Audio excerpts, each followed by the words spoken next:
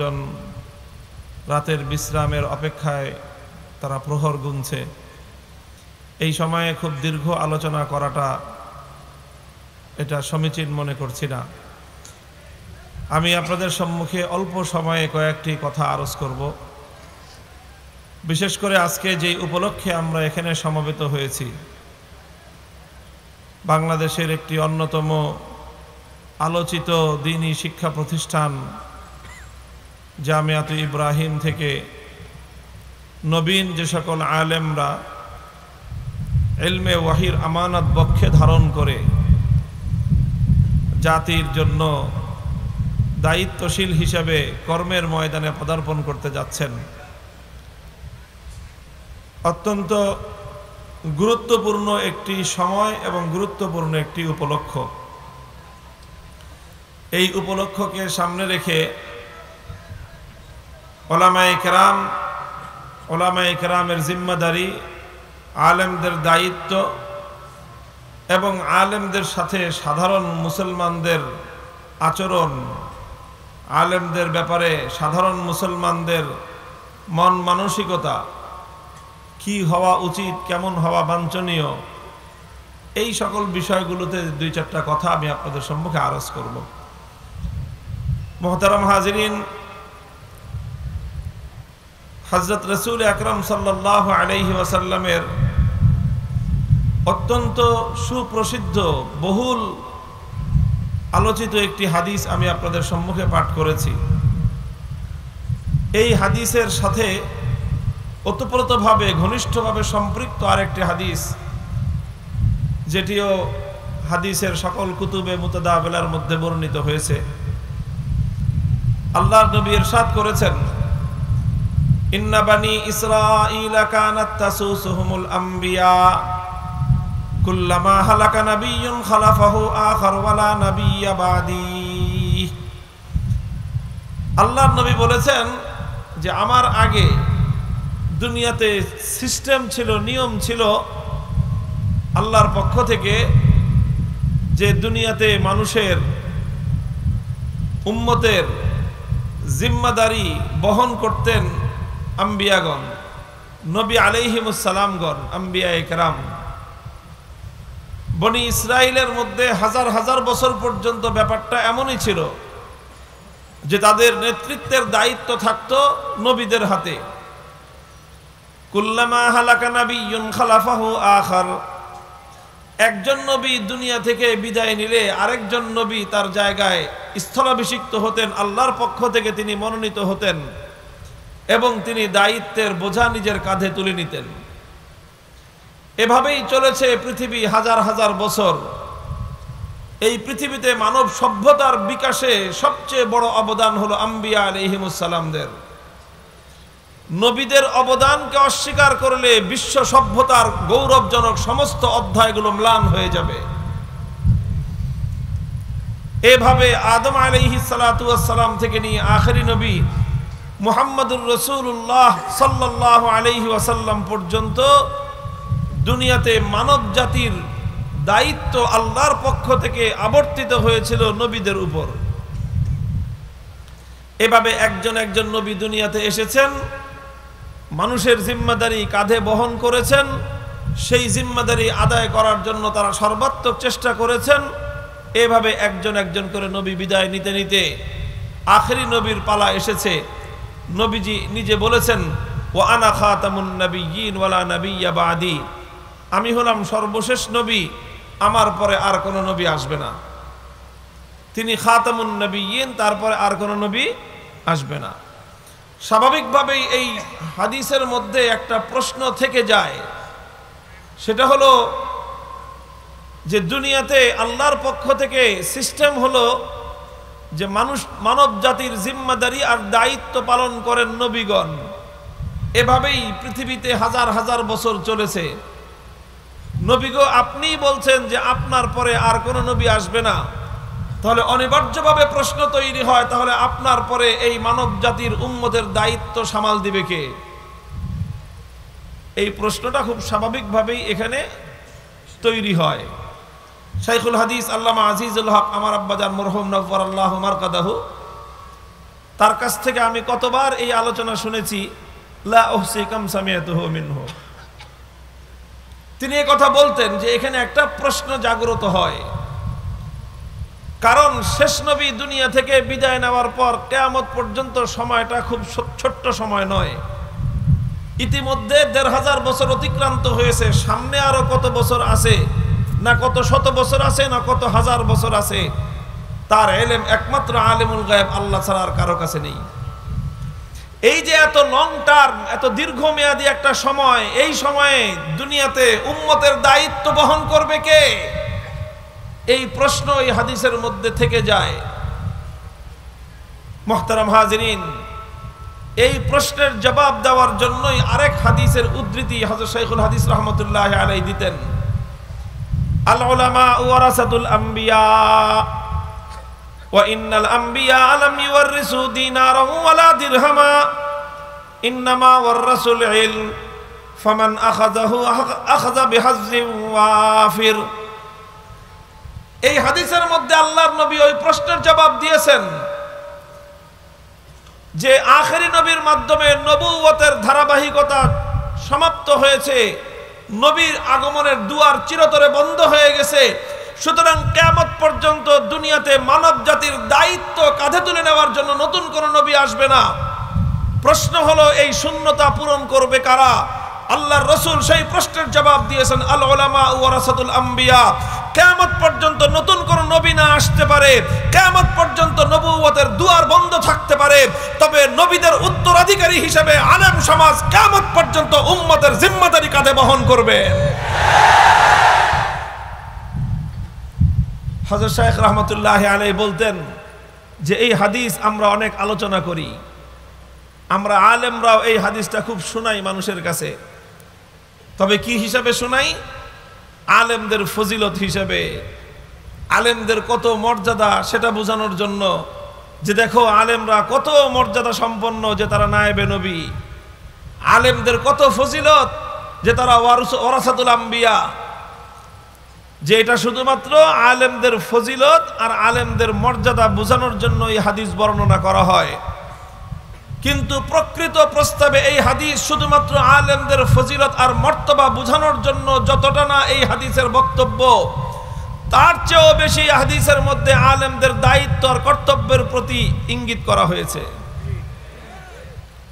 এখানে শুধুমাত্র আলেমদের ফজিলত বর্ণনা করা হয় নাই যে তারা নায়েবে নবী, এখানে শুধু আলেমদের মর্যাদার কথা বলা হয় নাই যে তারা ওয়ারাসাতুল আম্বিয়া, বরং এখানে আলেমদের দায়িত্বের কথা বলা হয়েছে যে নবীদের মতো পুরা মানব জাতির দায়িত্ব, লাঙ্গলের জোয়াল তারা নিজেদের কাঁধে বহন করে চলতে হবে।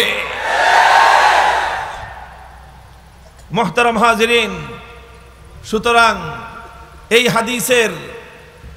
হাদিসের মাধ্যমে রাসূল আকরাম সাল্লাল্লাহু আলাইহি ওয়াসাল্লাম দুটি বার্তা দিয়েছেন। দুটি বার্তা। কয়টা বার্তা? আমি হাদিস থেকে আমি যা বুঝেছি, আমার আকল, আমার ফাহাম, আমার তাহকিক এবং আমার এটা নিয়ে, এই হাদিস নিয়ে আমার জাদ্দোজাহাদ অনুযায়ী কয় বার্তা? এই হাদিসের মধ্যে দুটো বার্তা। একটা বার্তা হলো সাধারণ উম্মতের প্রতি, যারা আলেম নন, যারা আলেম না, যারা নিজেদের পক্ষে আসমানি ওয়াহির ইলম ধারণ করেননি, একটা বার্তা তাদের প্রতি। আর আরেকটা বার্তা হলো আলেমদের প্রতি, সাধারণ উম্মতের প্রতি। সাধারণ উম্মত বলতে গায়রে আলেম যা আছে সবার প্রতি, চাই সে হতে পারে একজন কৃষক, শ্রমিক, মজদুর, মেহনতি, খেটে খাওয়া মানুষ, কুলি, রিক্সা চালক, ভ্যানগাড়ি চালক, ঠেলাগাড়িওয়ালা, সাধারণ শ্রেণী যেমন হতে পারে, আবার হতে পারে কোনো পেশাজীবী, ব্যবসায়ী, চাকরিজীবী, বড় কোনো শিল্পপতি, অনেক সম্পদের মালিক, টাকা পয়সাওয়ালা, হতে পারে সে প্রশাসনিক কোনো দায়িত্বশীল কর্তব্যপরায়ণ ব্যক্তি, হতে পারে সে কোনো আইন শৃঙ্খলা রক্ষাকারী বাহিনীর সদস্য, হতে পারে কোনো রাষ্ট্রীয় দায়িত্বশীল এমপি, মন্ত্রী, মিনিস্টার, প্রধানমন্ত্রী, রাষ্ট্রপতি, যেই হন না কেন, তারা সবাই এই বক্তব্য অনুযায়ী সাধারণ মানুষ। মানুষকে যদি আমি দুই ভাগে ভাগ করি, এক ভাগ হলো আলেম আর এক ভাগ হলো গায়রে আলেম, এক ভাগ হলো আলেম আর এক ভাগ হলো নন আলেম, তাহলে প্রধানমন্ত্রী আর রাষ্ট্রপতি থেকে নিয়ে শুরু করে রিক্সাওয়ালা পর্যন্ত যে যেই পেশারই হোক না কেন, সে যদি আলেম না হয় তাহলে এক ক্যাটাগরিতে পড়লো।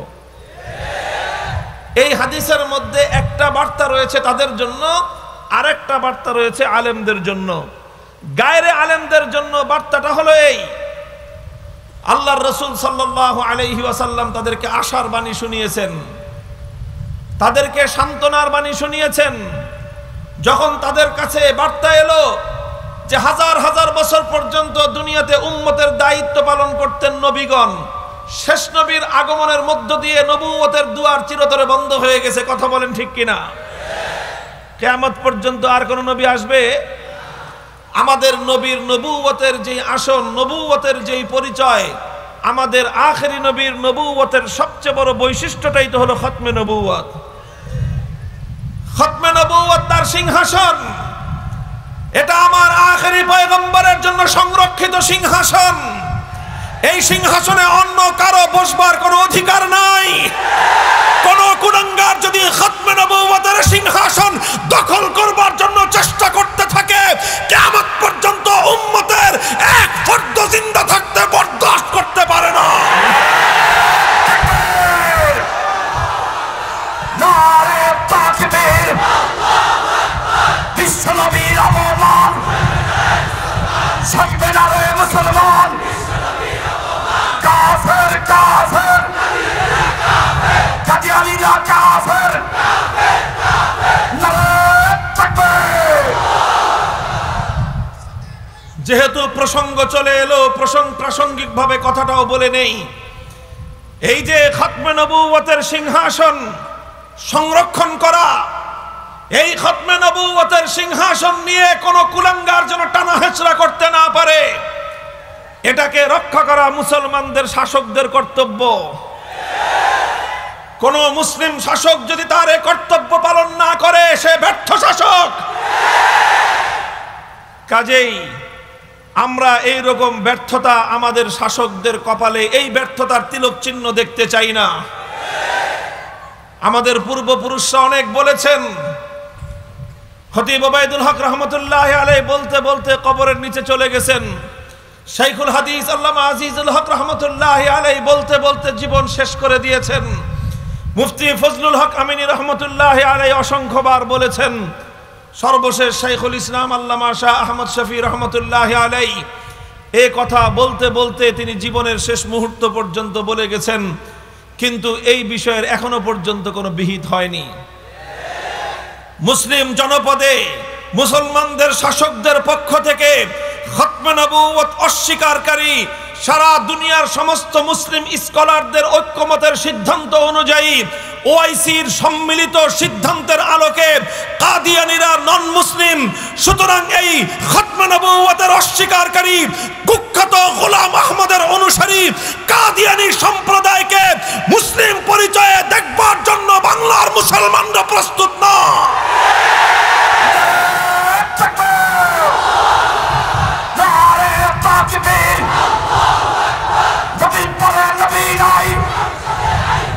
সংসদে আইন চাই, নবীর পরে নবী নাই, সংসদে আইন চাই, নারে তাকবীর।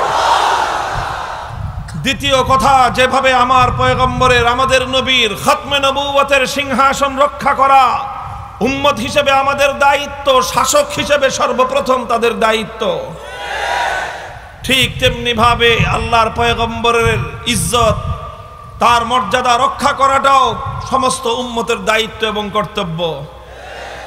আল্লাহর নবীকে যদি কোনো কটূক্তি করা হয়, আল্লাহর পয়গম্বরের উপর যদি কোনো কটাক্ষ করা হয়, এটা আল্লাহর নবীর কোন উম্মত, সত্যিকার উম্মত এটা বরদাস্ত করতে পারে না। বন্ধুগণ, কোন মায়ের সন্তান যদি মায়ের প্রকৃত ভালোবাসা তার হৃদয়ে থাকে, মায়ের মমতা যদি তার হৃদয়ের মধ্যে থাকে, মায়ের প্রতি কর্তব্য আর দায়িত্ববোধ যদি কোনো সন্তানের হৃদয়ে থাকে, আর ওই রকম মা ভক্ত সন্তানের সামনে কোনো কুলাঙ্গার যদি তার মায়ের ইজ্জত আর আব্রু নিয়ে ছিনিমিনি খেলতে চায়, তখন সেই সন্তান মায়ের ইজ্জত হেফাজত করবার জন্য প্রয়োজনে সেই চরিত্রহীন সেই লম্পটের যদি তার গর্দান উড়িয়ে দেয়, পৃথিবীর মানুষ তাকে মায়ের এই সম্মান রক্ষা করবার জন্য বাহাবাই দিবে। যদিও দায়িত্ব আর কর্তব্য হলো রাষ্ট্র শাসনযন্ত্র শাসকবর্গ বিচার ব্যবস্থা প্রতিটি মায়ের ইজ্জত এবং আব্রুর নিরাপত্তা দিবে। এটা দেওয়া শাসকের কর্তব্য, এটা দেওয়া বিচার ব্যবস্থার দায়িত্ব। কোন বিচার ব্যবস্থা কোন শাসকবর্গ যদি মায়ের ইজ্জতের নিরাপত্তা নিশ্চিত করতে না পারে, তাহলে সেই জনপদের দায়িত্বে থাকবার কোনো অধিকার তাদের নেই।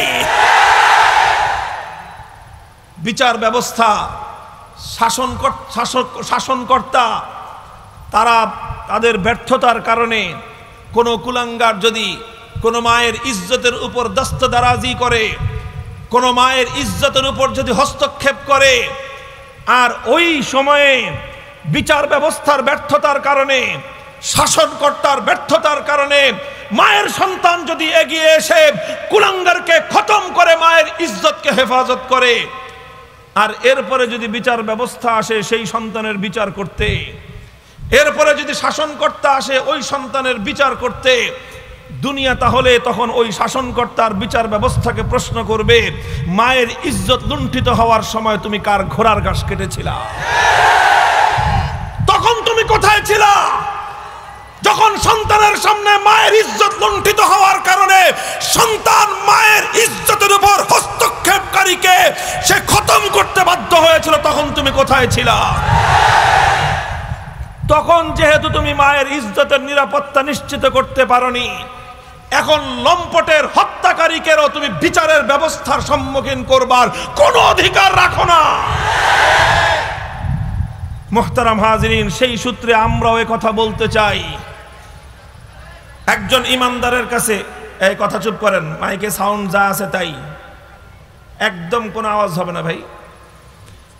সেই একই সূত্র ধরে আমরা এ কথা বলতে চাই যে একজন সত্যিকার মা ভক্ত সন্তানের কাছে তার মায়ের যেরকম মায়ের ইজ্জতের যতটুকু মূল্য, একজন সুসন্তানের কাছে তার প্রকৃত বাবার প্রতি শ্রদ্ধা প্রদর্শনকারী সুসন্তানের কাছে তার বাবার ইজ্জতের যতটুকু মূল্য, একজন সত্যিকার আশেকে রাসূল উম্মতের কাছে আল্লাহর পয়গম্বরের ইজ্জতের মূল্য তার চেয়ে লক্ষ কোটি গুণ বেশি। সুতরাং সেই রসুলকে নিয়ে যখন কেউ কটাক্ষ করে, কটূক্তি করে, সেই রসুলের ইজ্জতের চাদর নিয়ে যখন কোনো কুলাঙ্গার টানা হেঁচড়া করে, তখন মুসলমানদের বিচার ব্যবস্থার শাসনকর্তার দায়িত্ব আর কর্তব্য ছিল ওই কুলাঙ্গারের হাত থেকে আমার পয়গম্বর মুহাম্মদ আরবীর ইজ্জতের চাদরকে হেফাজত করা। তোমাদের ব্যর্থতার কারণে আশিকে রাসূল উম্মতেরা ওই কুলাঙ্গারদেরকে খতম করার দায়িত্ব পালন করেছে। এখন তোমরা এসেছো তাদের বিচার করতে। তাওহীদি জনতা জানতে চায়, নবীর ইজ্জতের উপর হস্তক্ষেপ করার সময় তুমি কোন বাল ফেলেছিলে?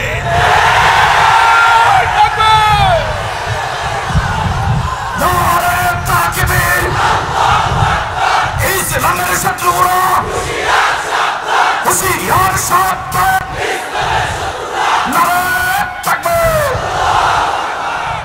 দুঃখিত, কথাটা বলতে বাধ্য হলাম আমরা। কাজে আমরা স্পষ্ট ভাষায় বলতে চাই, আমরা আমাদের জনপদে আমার নবীর ইজ্জতের উপর হস্তক্ষেপকারী আর কোন কুলাঙ্গারের চেহারা দেখতে চাই না। আমরা দেশে বসবাসকারী নাগরিক হিসেবে শাসকদের কাছে আমাদের দাবি, বিচার ব্যবস্থার কাছে আমাদের দাবি, বিচার ব্যবস্থা কায়েম হয়েছে মানুষের জানমালের এবং ইজ্জতের নিরাপত্তা দেওয়ার জন্য। আমার কাছে আমার মায়ের ইজ্জতের মূল্য আমার ব্যক্তির ইজ্জতের চেয়ে বেশি।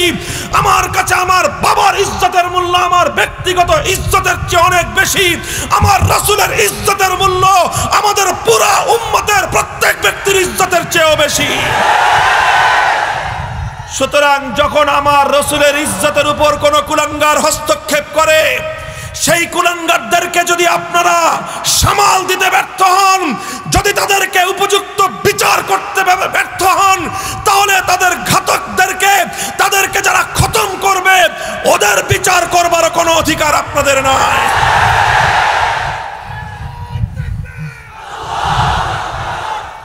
এখানে আবেগের বিষয়, এজন্য আমরা বারবার একই কথা বলছি, আল্লাহর পয়গম্বরের ইজ্জতের উপর আঘাত যেন কেউ করতে না পারে এমন আইন করেন। এই কথা নিয়ে আমরা 2013 সালে গিয়েছিলাম। এ কথা বলে আল্লামা আহমদ শফী শাইখুল ইসলাম উপাধিতে ভূষিত হয়েছিলেন। এ কথার জন্য শাইখুল ইসলাম আল্লামা আহমদ শফীকে এদেশের 1000 বছরের ইতিহাসের স্বর্ণমানব হিসেবে ইতিহাস স্বীকৃতি দিবে। শাইখুল ইসলাম আল্লামা আহমদ শফী চলে গেছেন আল্লাহর নবীর ইজ্জত এবং আবরুর হেফাজতের জন্য। নবীর সাতেমে রাসূল, নবীর গুস্তাখ, নবীজির প্রতি কটাক্ষকারী ব্যক্তির জন্য সর্বোচ্চ শাস্তির বিধান মৃত্যুদণ্ডের আইনের দাবি আমাদের ফিকে হয়ে যায়নি। আমরা এ দাবি থেকে চুল পরিমাণ সরে দাঁড়াইনি। আমরা স্পষ্ট ভাষায় বলতে চাই, এই আইন তৈরি করা হোক। এই আইন যদি তৈরি করা হয়, তখন আর কোনো আশিক রাসূলকে নিজের হাতে আইন তুলে নিতে হবে না। আর এই আইন না হওয়ার কারণে যেই পরিস্থিতি, এর ব্যর্থতার দায় আশিক রাসূল ওই উম্মতদের নয়, এই ব্যর্থতার দায় রাষ্ট্রের, এই ব্যর্থতার দায় সরকারের, এই ব্যর্থতার দায় বিচার ব্যবস্থার।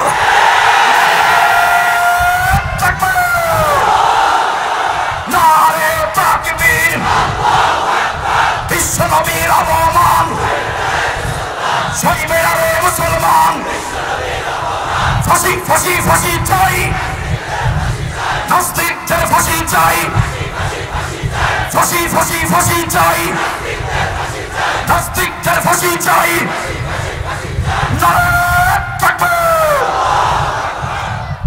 মুহতারাম হাজিরিন, এটা আমার মূল আলোচনার বাইরে প্রসঙ্গক্রমে চলে এসেছে। এই জন্য আমরা আমাদের কথাগুলো দ্ব্যর্থহীনভাবে আমরা তুলে ধরলাম।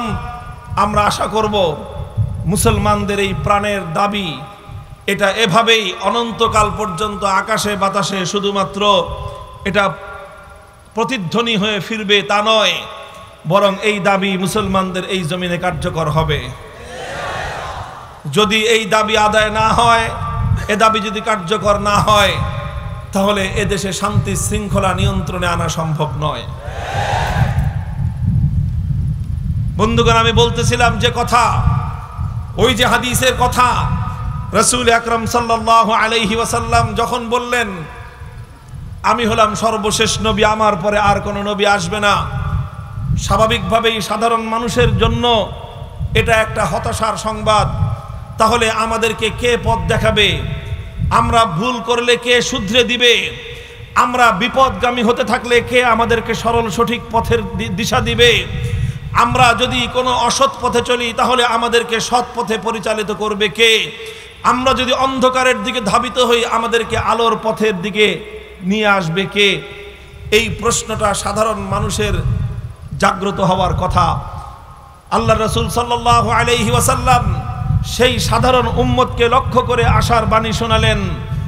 তাদের জন্য আল্লাহ রাসূল সাল্লাল্লাহু আলাইহি ওয়াসাল্লাম সান্ত্বনার বাণী শোনালেন, হে আমার উম্মত, হতাশ হওয়ার কোনো কারণ নেই, হতাশ হওয়ার কোনো কারণ নেই, নিরাশ হওয়ার কোনো কারণ নেই।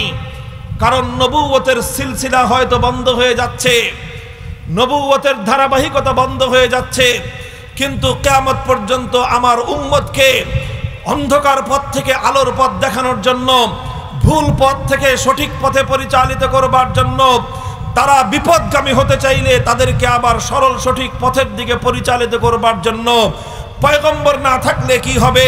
কিন্তু এক নবীর জায়গায় সেই নবীর উত্তরাধিকারী হাজার হাজার ওলামায়ে কেরাম পৃথিবীতে বিদ্যমান থাকবে।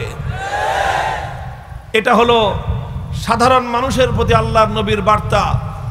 এই বার্তার দাবি হলো এই, সুতরাং হে সাধারণ উম্মতেরা, তুমি যেই হও, আমি আবার বলছি, তুমি একজন মেহনতি মানুষ হও, তুমি একজন চাকরিজীবী হও, তুমি একজন ব্যবসায়ী হও, তুমি একজন রাজনীতিবিদ হও, তুমি একজন রাজনৈতিক দলের কর্মী হও, নেতা হও, তুমি প্রশাসনের লোক হও, তুমি বিচার ব্যবস্থার লোক হও, তুমি আইনের লোক হও, রাষ্ট্রের কর্তা ব্যক্তি হও, যেই হও না কেন, তোমার জন্য আল্লাহর রাসূলের পয়গাম হলো এই।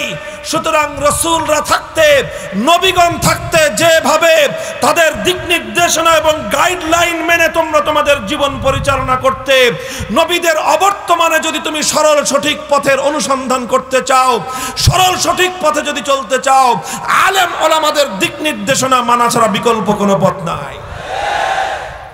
এটা হলো সাধারণ মানুষের প্রতি আল্লাহর নবীর বার্তা। হে উম্মতে মুহাম্মাদিয়া, আমি আপনাদের কাছে প্রশ্ন করতে চাই, আল্লাহর নবীর অন্তিম সময়ে আপনাদেরকে যেই বার্তা দিয়েছেন, আপনাদেরকে যে আহ্বান জানিয়েছেন, নবীদের অবর্তমানে যেন নবীর উত্তরাধিকারীদেরকে অনুসরণ করা হয়, তাদের বাতানো পথ অনুযায়ী যেন পথ চলা হয়। আপনারা উম্মতের উলামায়ে কেরামের দিক নির্দেশনা মেনে চলবার জন্য প্রস্তুত আছেন তো ইনশাআল্লাহ? আল্লাহ পাক রব্বুল আলামিন গায়রে আলেম সাধারণ মানুষদেরকে আল্লাহর পয়গম্বরের এই বার্তা অনুসরণ করার তৌফিক দান করেন। বলেছিলাম হাদিসের মধ্যে দ্বিতীয় বার্তা হলো আলেম সমাজের প্রতি। আলেম সমাজের প্রতি কি বার্তা? যেটা তোমাদেরকে অনেক ফজিলত দিয়ে দিলাম, এখন থেকে তোমরা শুধুমাত্র জনগণের সালামের জবাব দিবা। তোমাদের অনেক মান মর্যাদা ঘোষণা করে দিলাম, এখন থেকে তোমরা শুধুমাত্র লাল গলিচা আর বড় বড় গাদ্দি বসায় হাদিয়া খাইবা। এই বার্তা না, বার্তা এটা নয়, বরং আল্লাহর পয়গম্বরের বার্তা হলো উম্মতের আলেম সমাজের প্রতি। হে উম্মতের উলামায়ে কেরাম, যারা নিজেদের পক্ষে আসমানি ওহীর ইলমের আমানত রেখেছো, কোরআন হাদিসের ইলমের আমানত তোমরা নিজেদের পক্ষে ধারণ করেছো, সর্বপ্রথম এই আমানতের গুরু দায়িত্বের বোঝাটা কত ভারী সেটা উপলব্ধি করার চেষ্টা করো। এটা সেই আমানত, ইন্না আরাজনাল আমানাতা আলাস সামাওয়াতি ওয়াল আরদি ওয়াল জিবাল ফাআবাইনা আন ইয়াহমিলনাহা ওয়া আশফাকনা মিনহা ওয়া হামালাহাল ইনসান।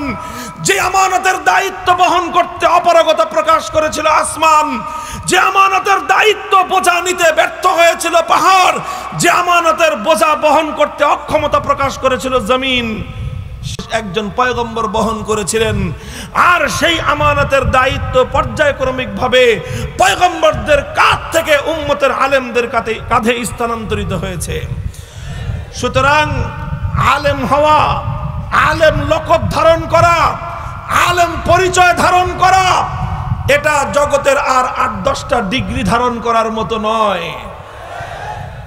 আলেম হওয়ার অর্থ শুধু অনার্স পাস করা নয়, আলেম হওয়ার অর্থ শুধুমাত্র এমএ পাস করা নয়, আলেম হওয়ার অর্থ শুধুমাত্র শিক্ষাগত একটা ডিগ্রি গ্রহণ করা নয়, আলেম হওয়ার অর্থ শুধুমাত্র শিক্ষাগত যোগ্যতার একটা সার্টিফিকেট আর সনদ হাসিল করা নয়।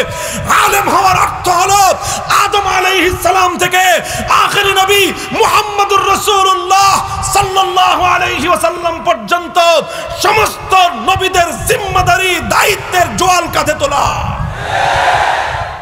সুতরাং আমি উসিকুম ওয়া ইয়া, বিশেষ করে নবীন আলেম যারা দাওরা ফারেক হচ্ছ, সন্তান তুল্য হিসেবে তোমাদেরকে বলি, যদি কেউ মনে করো যে এত বড় বোঝা বহন করার হিম্মত নাই, খবরদার নিজের নামের সাথে কোনোদিন আলেম লকব ব্যবহার করবা না। যদি মনে করো এই দায়িত্ব বহন করার মতো হিম্মত নাই, আলেম উপাধি বহন করবা না, আলেম পরিচয় ধারণ করবা না। কোরআন হাদিসের এলেম কিছু মালুমাত হাসিল করেছো, কিছু ইনফরমেশন মুখস্থ করেছো। ইনফরমেশন এক জিনিস, নলেজ ভিন্ন জিনিস। ইনফরমেশন এক জিনিস, নলেজ ভিন্ন জিনিস। মালুমাত এক জিনিস, এলেম আরেক জিনিস। মালুমাত এক জিনিস, এলেম আরেক জিনিস। যারা মনে করবে যে না বাপরে বাপ, এই জিম্মাদারি তো অনেক ভয়াবহ জিম্মাদারি, এটা সেই জিম্মাদারি যেই জিম্মাদারি আদায় করতে গিয়ে হযরত ইউনূস আলাইহিস সালামকে মাছের পেটে যেতে হয়েছিল, এটা সেই জিম্মাদারি যেই জিম্মাদারি আদায় করতে গিয়ে হযরতে জাকারিয়া আলাইহিস সালামকে দ্বিখণ্ডিত হতে হয়েছিল। এটা সেই জিম্মাদারি যেই জিম্মাদারি আদায় করতে গিয়ে খলিল ইব্রাহিম আলাইহিস সালামকে অগ্নিকুণ্ডে নিক্ষিপ্ত হতে হয়েছিল। এটা সেই জিম্মাদারি যেই জিম্মাদারি আদায় করতে গিয়ে হযরত মুসা আলাইহিস সালাতু ওয়াস সালামকে গোটা উম্মত সহ দেশান্তরিত হতে হয়েছিল।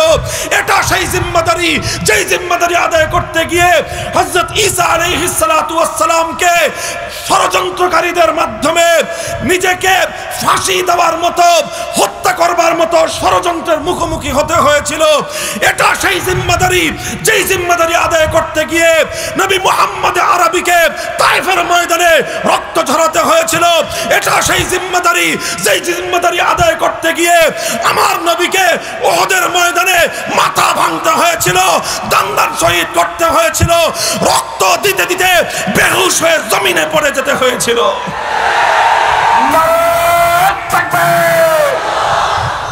নারে তাকবীর, আল কোরআনের শত্রুরা হুঁশিয়ার সাবধান, উলামায়ে কেরামের শত্রুরা নারে তাকবীর। উলামায়ে কেরামের শত্রুরা হুঁশিয়ার হওয়ার আগে উলামায়ে কেরাম হুঁশিয়ার হন। আমরা যদি হুঁশিয়ার থাকি ইনশাআল্লাহ আল্লাহর নুসরত আমাদের সাথে থাকবেন। আমাদের শত্রুরা আমাদের একটা বাঁকা পশম সোজা করতে পারবে না। এজন্য বলছি আলেম হওয়ার অর্থ কি আগে বুঝেন। আলেম হওয়ার অর্থ হলো মুহাম্মদ আরবীর সেই দায়িত্ব নিজের কাঁধে তুলে নেওয়া, যে দায়িত্ব পালন করতে গিয়ে তিনি তায়েফের ময়দানে রক্ত দিয়েছিলেন, উহুদের ময়দানে মাথা ভেঙেছিলেন। আলেম হওয়ার অর্থ হলো ঈসা আলাইহিস সালামের উত্তরাধিকারের দায়িত্ব নেওয়া, যে দায়িত্ব পালন করতে গেলে আপনার শত্রুরা আপনাকে ফাঁসি কাস্টে ঝোলাতে পারে। এটা সেই দায়িত্ব যেই দায়িত্ব পালন করতে গিয়ে মুসা আলাইহিস সালামের বিপক্ষে ফিরআউন তার সমস্ত রাজ্য শক্তি নিয়ে উঠে পড়ে লেগেছিল। এটা সেই দায়িত্ব যেই দায়িত্ব পালন করতে গেলে আপনাকে হযরতে জাকারিয়া আলাইহিস সালামের মতো দ্বিখণ্ডিত হওয়ার মোহ লাগতে পারে। এটা সেই দায়িত্ব যেই দায়িত্ব পালন করতে গিয়ে আপনাকে হযরতে খলিল ইব্রাহিম আলাইহিস সালামের মতো আগুনের মধ্যে নিক্ষিপ্ত হওয়া লাগতে পারে। যদি বলেন যে হুজুর ভয় লাগে, যে বাপরা ভয় লাগে, তো ভয় লাগলে তো রাস্তা আগেই বললাম, রাস্তা আগেই বলে দিলাম। নিজে পরিষ্কার করে দিবেন যে ভাই আমি আলেম না,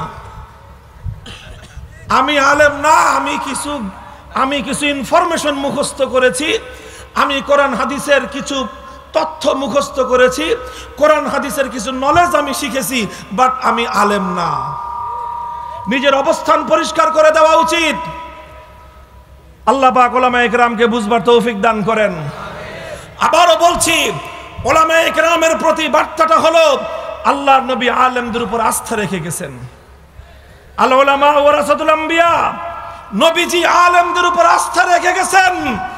আস্থা রেখে উম্মতকে সান্ত্বনার বাণী শুনিয়েছেন, হে আমার উম্মত, তোমরা হতোদ্যম হও না, তোমরা নিরাশ হও না, তোমরা হতাশ হয়ে পড়ো না, কারণ আমরা নবীরা না থাকলে কি হবে, আলেমরা থাকবে। কাজেই আলেমদের দায়িত্ব আর কর্তব্য এর চেয়ে বেশি ভেঙ্গে বোঝানোর কোনো প্রয়োজন নাই। যারা আলেমদের এই অবস্থানটা না বুঝেন তারা আলেমদের সাথে অযথাই বাগড়া বাঁধাতে আসেন। ওনারা মনে করে যে আমরা আলেম হয়ে তো বড় মৌজে আছি, আমরা খুব শান্তিতে আছি, খুব আরামায়েশে আছি। আরে ভাই, আলেম হওয়ার এই দায়িত্ববোধ নিয়ে আলেম হওয়াটা এটা এত মজার জিনিস না, এটা এত মজার জিনিস না। আখেরি পয়গাম তোমাদেরকে শুনিয়ে যাই। বুখারী শরীফ সহ সমস্ত হাদিসের কিতাবগুলোর মধ্যে হযরতে আমির মুআবিয়া রাদিয়াল্লাহু তাআলা আনহুর একটি বার্তা রয়েছে উম্মতের আলেম সমাজকে লক্ষ্য করে। সেই দীর্ঘ বার্তাটি আর পূর্ণ বলবো না, বর্ণনাটি সমস্ত হাদিসের কিতাবের মধ্যে এসেছে। তিনি মদিনা শরীফে এসে দেখলেন মদিনার মধ্যে একটা শরীয়ত গর্হিত কাজ হচ্ছে। মদিনা শরীফের মধ্যে একটা বেশরীয়তি, একটা নাজায়েজ কাজ হচ্ছে। হযরতে মুআবিয়া রাদিয়াল্লাহু তাআলা আনহু মদিনার মধ্যে ওই কাজটা হতে দেখে তিনি ফাকাদা আলা মিম্বারি রাসূলিল্লাহি সাল্লাল্লাহু আলাইহি ওয়াসাল্লাম, আল্লাহর নবীর মিম্বরে বসলেন।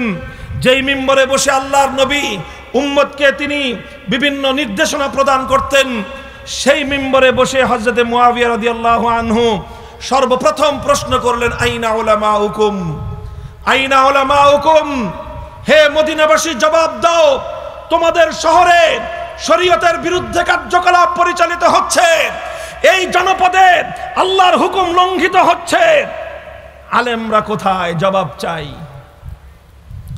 প্রথম জবাব তিনি এটা বলেন নাই, মদিনা শরীফের এই শহরের নগর পিতা কোথায়, এই শহরের মেয়র সাহেব কোথায়, এটা জিজ্ঞাসা করেন নাই। তিনি এটা জিজ্ঞাসা করেন নাই যে মদিনার এসপি কোথায়, জিজ্ঞাসা করেন নাই মদিনার ডিসি কোথায়। বলবেন যে হুজুর এসপি ডিসি ছিল কিনা? আরে ভাই, এই পরিভাষা না থাকতে পারে, কিন্তু গভর্নর, বর্তমান সময়ের একজন ওসি, একজন ডিসি, এসপি এবং মেয়র মিলে যা কাজ করে, ইসলামী খেলাফতের যুগে একজন গভর্নরের ক্ষমতা এবং দায়িত্বের চেয়ে অনেক বেশি থাকতো। মদিনা শরীফে গভর্নর ছিল, হযরত মুআবিয়া এটা জিজ্ঞাসা করেননি মদিনার গভর্নর কোথায়, মদিনা আইন শৃঙ্খলা রক্ষাকারী বাহিনীর সদস্য কোথায়। তিনি সর্বপ্রথম প্রশ্ন করেছেন, আইনা উলামাউকুম, আল্লাহর বিধান লঙ্ঘিত হচ্ছে, আলেমরা কোথায়। মুহতারাম হাজিরিন, এই হাদিসের ব্যাখ্যায় সমস্ত ব্যাখ্যাকারগণ লিখেছেন, সুতরাং আল্লাহর জমিনে যখন কোনো আল্লাহর বিধান লঙ্ঘিত হবে, আল্লাহর জমিনে যখন শরীয়ত বিরোধী কোনো কার্যকলাপ পরিচালিত হবে, তখন এর দায় শুধুমাত্র পুলিশের নয়, এর দায় শুধুমাত্র প্রশাসনের নয়, এর দায় শুধু সিটি কর্পোরেশনের নয়, এর দায় শুধু এমপির নয়, এর দায় শুধু মন্ত্রী পরিষদের নয়, এর দায় শুধুমাত্র আদালতের নয়, এর দায় শুধু সরকারের নয়, বরং আল্লাহর দ্বীনের বিরুদ্ধে যখন কোনো কার্যকলাপ পরিচালিত হবে, সর্বপ্রথম তার দায় বহন করতে হবে আলেমদেরকে। কেন চিৎকার করি আমরা বুঝেন না? না, চিৎকার না করলে যে কি কি সুবিধা পাওয়া যায় বুঝি সব আমরা। ওই সমস্ত হালুয়া রুটি খাইতে আমাদের কাছে মিষ্টি লাগবে, তিতা লাগবে না, সব জানি, সব বুঝি, এবং এটাও জানি এই তাওহীদের কথা উচ্চ কণ্ঠে উচ্চারণ করার কারণে কারা কারা বিরাগ ভাজন হতে পারে, আর সেই বিরাগ ভাজনদের ক্ষমতার হাত কত লম্বা সব আমাদের অনুভূতির মধ্যে আছে। তবে একটা সবক মুখস্থ করেছি পূর্বসূরীদের কাছ থেকে, শাইখুল হাদিসের কাছ থেকে, জীবনে একটা শিক্ষা, একটা সবক মুখস্থ করেছি, জীবনের পণ করেছি, একজনকে রাজি করব, আরশওয়ালাকে, আসমানওয়ালাকে রাজি করব, আল্লাহ এবং তার রাসূলের স্যাটিসফ্যাকশন চাইব। আল্লাহকে রাজি করে আল্লাহর রাসূলের সন্তুষ্টি অর্জন করার পর যারা যারা খুশি, ওয়েলকাম। আর আল্লাহকে রাজি করার পর অন্য কেউ যদি বেজার থাকে, তাহলে অন্য কাউকে খুশি করতে গিয়ে, অন্য কাউকে রাজি করতে গিয়ে আরশের মালিক আল্লাহকে নারাজ করতে পারবো না।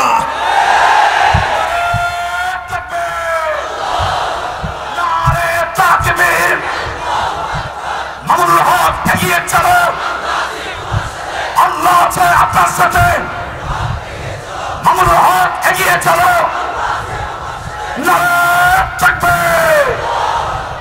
সুতরাং আমাদের পয়গাম পরিষ্কার, ইসলাম বিরোধী কোনো কার্যকলাপ যখন হবে, আল্লাহর কোরআনের কোনো বিধান যখন লঙ্ঘিত হবে, ইসলামী শরীয়তের মর্যাদা যখন ভুলুণ্ঠিত হবে, সারা দুনিয়া একদিকে থাকতে পারে, দুনিয়ার সমস্ত লোভ লালসা আমার পায়ের উপর এসে স্তূপাকৃত হতে পারে, দুনিয়ার সমস্ত ভয় ভীতি এসে আমার গর্দানের উপর উন্মুক্ত তরবারি ধারণ করতে পারে, কিন্তু আল্লাহর দ্বীনের ইজ্জতের হেফাজতের জন্য আমার কণ্ঠ রুদ্ধ করতে পারবে না।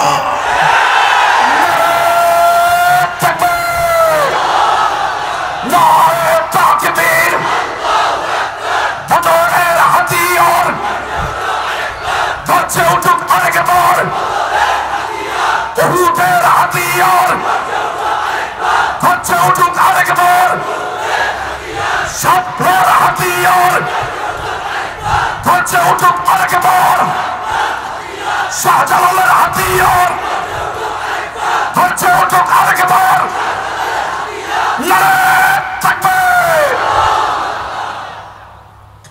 আখেরি কথা, হযরত মুআবিয়া রাদিয়াল্লাহু তাআলা আনহুর যেই হাদিসটির উদ্ধৃতি দিয়ে হাদিসের শারেহিন এবং ব্যাখ্যাকারদের কথাটা আমি আপনাদের সামনে উল্লেখ করলাম, সেখানে শারেহিন হাদিস আরেকটা কথাও লিখেছেন যে উম্মতের আলেমদের জিম্মাদারি সর্বপ্রথম, তারা সর্বপ্রথম মাসউলুন ইনদাল্লাহ, তারা সর্বপ্রথম আল্লাহর কাছে জবাবদিহিতায় বাধ্য থাকবে, এরপরে অন্য যে যা হয় হবে।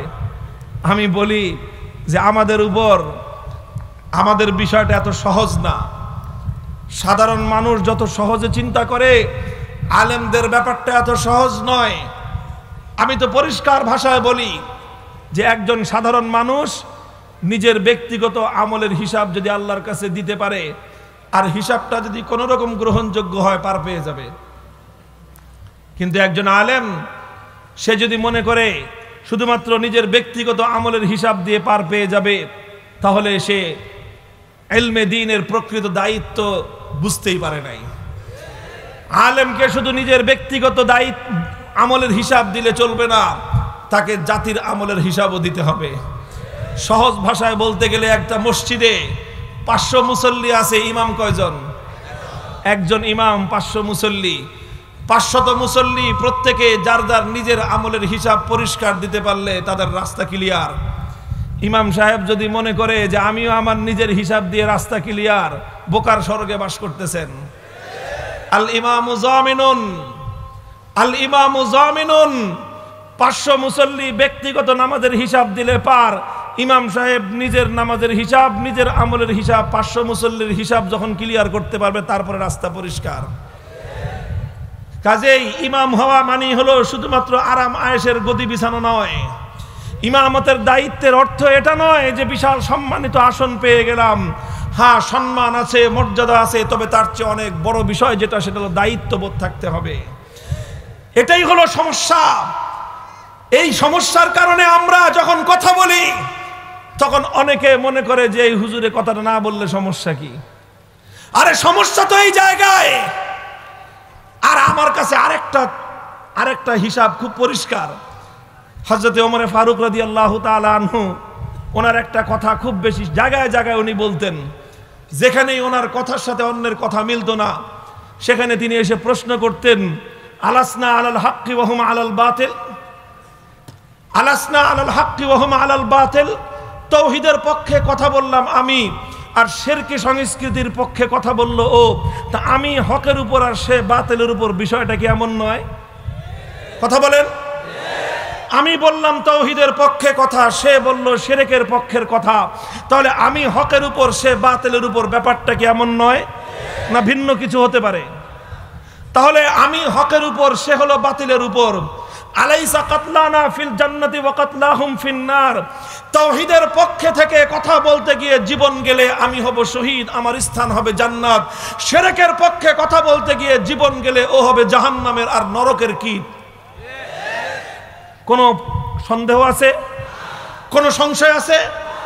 তাহলে যদি হিসাব এটাই হয়ে থাকে যে আমার অবস্থান হকের পক্ষে, আমার অবস্থান তাওহীদের পক্ষে, যদি ব্যাপার এমনটাই হয়ে থাকে হকের উপর থেকে তাওহীদের পক্ষে কথা বলে জীবন গেলে যদি আমার ঠিকানা হয় খোদার জান্নাত, আর শিরকের পক্ষে থাকলে যদি হয় বাতিল, বাতিলের উপর থেকে জীবন গেলে যদি তার ঠিকানা হয় জাহান্নাম, ফালামা নতি হাযিহিদ দানিয়াতা ফি দীনিনা। তাহলে ও যদি নতি স্বীকার করতে না পারে, বাতিলের উপর থেকে জাহান্নামের নিশ্চয়তা নিয়ে সে যদি মাথা নত করতে না পারে, হকের উপর থেকে জান্নাতের সুসংবাদ পাওয়ার পর আমি কেন নতি স্বীকার করব? নারে তাকবীর, সাবিরুল্লাহ সাবিরুল্লাহ, জিহাদ জিহাদ, সাবিরুল্লাহ সাবিরুল্লাহ, নারে তাকবীর। সুতরাং নমনীয় যারা হকের উপর থাকে তারা নয়, বরং যে বাতিলের উপর আছে তাকেই নমনীয় হতে হবে। মৃত্যুর পরে যার জন্য জান্নাতের নিশ্চয়তা, সে কেন নমনীয় হবে? মরলে যার জাহান্নামে যাওয়ার আশঙ্কা, তাকেই নমনীয় হতে হবে। হে উম্মতে মুহাম্মাদিয়ার আলেম সমাজ, এভাবে নিজেদের দায়িত্ববোধ থেকে তোমরা গর্জে উঠো। নিজেদের দায়িত্ববোধ থেকে পক্ষের মধ্যে আমানতের জিম্মা জিম্মাদারি অনুভব করো, আর এভাবেই গোটা উম্মতে মুহাম্মাদিয়ার দরদ নিয়ে জিম্মাদারি নিয়ে ময়দানে অবতীর্ণ হও, ইনশাআল্লাহ চূড়ান্ত বিজয়ের মালা তোমাদের গলায় উঠবে। নারায়ে তাকবীর। মামুনুলের হাতিয়ার, মামুনুল হকের হাতিয়ার, নারায়ে তাকবীর। ইনশাআল্লাহ এইভাবে দায়িত্বশীলতার সাথে আমরা আলেম দ্বীন হওয়ার যেই পরিচয় সেটা ধারণ করব, কি বলেন? যারা নতুন নবীন আলেম তাদেরকে বিশেষ করে বললাম, যারা একটু পুরাতন আলেম অনেক দিন ধরে দায়িত্ব পালন করতেছেন কিন্তু বুঝতেছেন না যে কি দায়িত্ব পালন করতেছেন, আপনারা আবার সেজদায় সহু দিয়ে দায়িত্ব সোজা করে নেন। আলেম হওয়ার অর্থ এত সহজ কোনো বিষয় নয়। আরে আলেম হওয়ার জন্য, আলেম হয়ে এই পরিচয় ধারণ করতে গিয়ে বিগত 1400 বছরের ইতিহাস খুব মসৃণ কোনো ইতিহাস নয়। যুগে যুগে উম্মতের ওলামায়ে কেরামের ইতিহাস তো রয়ে গেছে। আরে 4 ইমামের মধ্যে 3 জন ইমামকেই সময়ের শাসকদের দ্বারা নিগৃহীত হতে হয়েছে। ইমামে আজম আবু হানিফাকে কারান্তরীণ হতে হয়েছে, ষড়যন্ত্রমূলক বিষ প্রয়োগে তাকে শহীদ করা হয়েছে। ইমামে মালিককে নিগৃহীত হতে হয়েছে।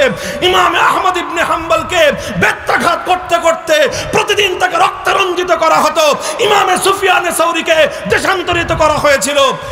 ইমামে বুখারী রহমাতুল্লাহি আলাইহি বুখারী শরীফ খতম করে তো বরকে বিরিয়ানি খেতেছেন, তাই না? মাশাআল্লাহ, আমিও খেয়ে আসছি। বুখারী শরীফ শুধু বিরিয়ানি খাওয়ার খতম, শুধু বিরিয়ানি খাওয়ার খতম। ইমাম বুখারী রহমাতুল্লাহ আলাইহির জিন্দেগি কি? ইমামে বুখারী রহমাতুল্লাহি আলাইহির কাছ থেকে ওনার বুখারী শরীফ পড়বার জন্য 90,000 ছাত্র ওনার দরসে বসতো। 90,000 সরাসরি ইমাম বুখারীর থেকে ওনার হাদিসের কিতাব পড়েছে। বিশাল মজমা, আমিরুল মুমিনিন ফিল হাদিস, সারা দুনিয়ার মধ্যে ওনার প্রসিদ্ধি হয়ে গেছে। ওনাকে মুকুটহীন সম্রাট বলা হয়। মাথার মধ্যে কোনো মুকুট না থাকতে পারে, কিন্তু সময়ের শাসকের চেয়ে লক্ষ কোটি গুণ বেশি মর্যাদা ইমাম বুখারীর। 90,000 ছাত্র যার কথা শোনার জন্য অধীর আগ্রহে অপেক্ষা করে, তার চেয়ে বড় সিংহাসন আর রাজত্ব কার হাতে থাকতে পারে? সময়ের শাসকের মনের মধ্যে হিংসার আগুন জ্বলে উঠল। ক্ষমতা আমার হাতে, রাজ্য আমার হাতে, পুলিশ আমার হাতে, সব আমার হাতে, কিন্তু আমার কথা শোনার জন্য তো এইভাবে 90,000 না 90টা মানুষও আসে না। ইমাম বুখারীর প্রতি তার সে ঈর্ষাপরায়ণ হয়ে উঠল। ইমাম বুখারীকে সে অর্ডার করলো, নির্দেশ জারি করলো যে আপনার এই কিতাবটা তো সবাই পড়তেছে, আপনি এক কাজ করবেন, আগামীকালকে থেকে আমার সন্তানরা আপনার কাছে বুখারী শরীফ পড়বে। তো ওরা তো সাধারণ জনগণ মাঠে ময়দানে থাকে, আর মাঠে ময়দানে এসে আপনার কাছে পড়াশোনা করে। যেহেতু রাজপুত্ররা পড়বে, সুতরাং আপনি রাজ দরবারে এসে আমার সন্তানদেরকে পড়ায় দিয়ে যাবেন। শাসক চাইল ইমাম বুখারীকে তার ঘরের টিউটর বানাইতে। মনে করলো ঘরের টিউটর বানাবে ইমাম বুখারীকে, যে ঘরে এসে পড়ায় দিয়ে যাবে, যাওয়ার সময় হুজুরকে 1 কাপ চা হাদিয়া খাওয়া দিবে, আর মাস শেষে কিছু বেতন পকেটে ভরে দিবে। তাই তো হুজুরে কিনে ফেললো। ইমাম বুখারী রহমাতুল্লাহি আলাইহি বললেন, আমার কাছ থেকে হাদিস শিখবে আপনার সন্তান। যদি হাদিস শিখতে হয় তাহলে আমি হাদিস নিয়ে আপনার বাড়িতে যাব না। আপনার সন্তানকে যদি আমার কাছ থেকে হাদিস শিক্ষা অর্জন করতে হয়, 90,000 সাধারণ মানুষের সাথে মাটির উপর আমার সামনে হাঁটু গেড়ে বসে আমার কাছ থেকে হাদিস শিখতে হবে। যদি এইভাবে শিখতে পারে তার জন্য দুয়ার খোলা। আর যদি এইভাবে শিখতে তার কোনো ধরনের তার কোনো মর্যাদা, তার অহংবোধ তাকে যদি বাধা দেয়, তাহলে ওই সমস্ত মানুষের জন্য আল্লাহর নবীর হাদিসের নুরানি এই শিক্ষা তার জন্য নয়। ইমাম বুখারী স্পষ্ট পয়গাম শুনিয়ে দিলেন, ইন্নী লা উযিল্লুল ইলমা ওয়ালা আহমিলুহু ইলা বাবিল উমারা, ইন্নী লা উযিল্লুল ইলমা ওয়ালা আহমিলুহু ইলা বাবিল উমারা। খবরদার সময়ের শাসক, মনে রেখো, আমি বুখারী, আমি ইমামে বুখারী, আমি মুহাম্মদ ইবনে আবু আব্দুল্লাহ মুহাম্মদ ইবনে ইসমাইল, আমি এই যুগের উলামায়ে কেরামের প্রতীক। কিয়ামত পর্যন্ত আনেওয়ালা উম্মত আমাকে আলেম হিসেবে হিসেবে শ্রদ্ধা করবে, আমার প্রতিটি কার্যকলাপ ইতিহাসের মানদণ্ডে বিচার করা হবে। একজন আলেম হিসেবে কোরআন এবং হাদিসের ইলম ধারণ করার পরে আমার আচরণ কেমন ছিল, অনাগত ভবিষ্যতে এটাকে চুলচেরা বিশ্লেষণ করা হবে। তখন যদি দেখে যে আমি হাদিসের সম্রাট হয়ে দুনিয়ার এই রাজত্বের সম্রাটের সামান্য প্রলোভনের সামনে মাথা নত করে দিয়েছি, অথবা তার সামান্য ভয়ভীতির সামনে আমি আত্মসমর্পণ করেছি, কিয়ামত পর্যন্ত ইলমে দ্বীনের মর্যাদা উলামায়ে কেরামের চির উন্নত শির, পয়গম্বরের বিরাসতের চির উন্নত শির ধুলোয় ধূসরিত হয়ে যাবে। কাজেই লা উযিল্লুল ইলমা ওয়ালা আহমিলুহু ইলা বাবিল উমারা। ইমাম বুখারী তোমার দরবারে টিউটরি করবে না, তোমার বাড়িতে গিয়ে টিউটরি করবে না। তোমার সন্তানকে যদি শিখতে হয় আমার দরবারে এসে ধুলার উপর বসে হাঁটু গেড়ে বসে শিখতে হবে। সময়ের শাসক অপমান বোধ করলো, ষড়যন্ত্র শুরু করলো, নানা রকমের ষড়যন্ত্র। আশা কয় আপনার মাদ্রাসা এটা কোন জায়গায়, কার কাছ থেকে নিবন্ধন নিছেন, নিবন্ধনের সনদ দেখান। আপনারা যে এখানে কোরআন হাদিস পড়াচ্ছেন পারমিশন আছে? পারমিশন? আপনি যে 90,000 ছাত্র নিয়ে হাদিস পড়াইতেছেন কার কাছ থেকে অনুমতি নিছেন? কত রকম কাহিনী শুরু করলো। মুহতারাম হাজিরিন, এগুলো নতুন বক্তব্য নয়, এগুলো নতুন সমস্যা নয়। আর ইমাম বুখারী রাহমাতুল্লাহি আলাইহি 3য় শতাব্দীর প্রথম অর্ধ শতকে, আজ থেকে প্রায় 1250 বছর আগের ইতিহাস বলতেছি, সেই সময়ের মুসলিম শাসক এটা কোনো বেঈমান কাফের মুশরিক না। সেই সময়ের ইমাম বুখারীর জামানার মুসলিম শাসকের যদি হয় ইমাম বুখারীর মতো মানুষের সাথে এই আচরণ, তো এই যুগের বুখারীর মুহাদ্দিসরা আর কিরকম আচরণ প্রত্যাশা করেন? আপনারা মনে করছেন সবসময় আপনাদের জন্য শুধুমাত্র লাল গালিচা বিছানো থাকবে, আর শুধুমাত্র আপনাদের জন্য সবাই দর্শের পরে হাদিয়া তোহফা নিয়ে মুসাফা করার জন্য লাইন ধরে দাঁড়ায় থাকবে, শুধুমাত্র আপনাদের জন্য ওই লাল গোলাপের পাপড়ি ছিটাই আপনাদেরকে সংবর্ধনা জানানো হবে। হ্যাঁ, ওটাও জানানো হবে, আবার মুদ্রার অপর পিঠে এটাও থাকবে, এটাও থাকবে যদি আপনি হক এবং হাক্কানিয়াতের উপর থেকে থাকেন। এতটাই উত্তক্ত করলো ইমাম বুখারীকে, এতটাই উত্তক্ত করলো ইমাম বুখারীকে, ইমাম বুখারী ওই জায়গায় তিনি তার মাদ্রাসা আর চালাতে পারলেন না। ইমাম বুখারী মাদ্রাসা বন্ধ করে দিলেন, যে ইলমে দ্বীনকে অপমান করব না, মাদ্রাসা বন্ধ হয়ে যাক, মাদ্রাসা বন্ধ হয়ে যাক। আমার ওই মাদ্রাসা চালানো আমার জিম্মাদারি নয়, বরং তার চেয়ে বড় জিম্মাদারি হলো আসমানি ওয়াহির ইলমের গৌরব রক্ষা করা। ইমাম বুখারী বুখারা ছাড়লেন, শহর ছাড়লেন, শহর ছেড়ে চলে গেলেন অজানার পথে।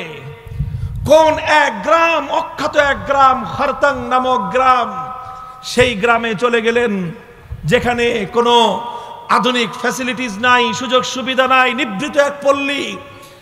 এতটাই তিনি সংকীর্ণ হয়েছিলেন, সময়ের শাসকের এই অসদাচরণে ইমাম বুখারী হৃদয়ে এতটাই রক্তক্ষরণ হয়েছিল, আরশের মালিকের দরবারে ফরিয়াদ করলেন, আল্লাহুম্মা ইন্নাল আরদা কাদ দাকাত আলাইয়া বিমা রাহবাত ফাকবিজনি ইলাইক।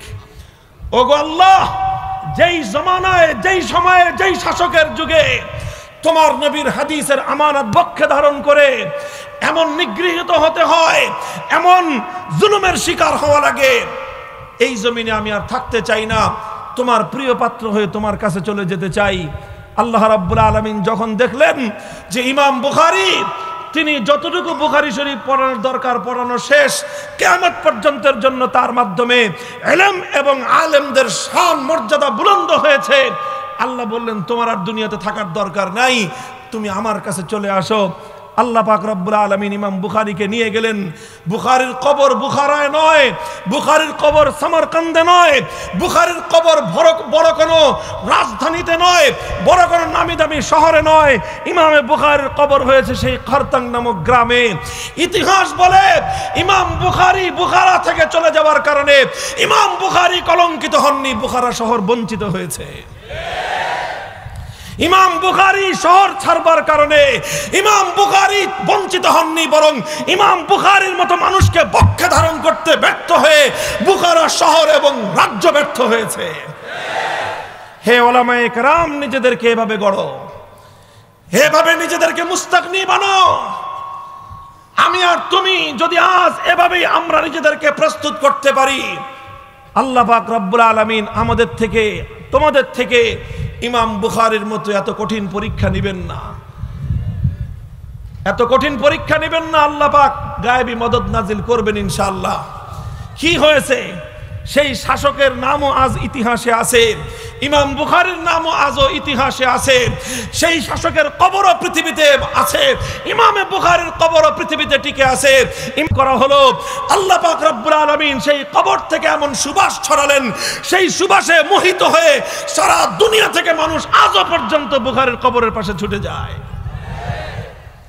মুহতারাম হাজিরিন, এটা হলো ইলম, এবং এটাই হলো ইলমের গৌরব বোধ, এটাই হলো ইলমের আত্মমর্যাদা বোধ। আমি সময়ের আলেমদের কাছে এই একটাই নগণ্য আপনাদের একজন ভাই হিসেবে এই আহ্বানটা করব, ইলম এবং আহলে ইলমদের গৌরব কোনোদিন কোনো দুনিয়াদারদের সামনে নত করবেন না, নত করবেন না, বরং নিজে ইলম এবং ইলমে দ্বীনের এই গৌরব, ইলমে দ্বীনের দায়িত্ব মাথা উঁচু করে যতদিন পালন করা যায় মাথা উঁচু করে পালন করবেন। মাথা উঁচু করে যেদিন পালন করতে না পারবেন, সুফিয়ানে সাওরীর সুন্নাত হলো দেশ ছেড়ে চলে যাও, বুখারীর সুন্নাত দেশ ছেড়ে চলে যাও, শাইখুল হিন্দের সুন্নাত হলো মাল্টার আন্দামান দ্বীপে কারারুদ্ধ হও, শাইখুল ইসলাম হোসেন আহমদ মাদানীর সুন্নাত হলো অন্ধকার কারা প্রকোষ্ঠে নিক্ষিপ্ত হও, শাইখুল হাদিস আল্লামা আজিজুল হকের আদর্শ হলো কারান্তরীণ হও, বাতিলের সামনে মাথা নত করে না।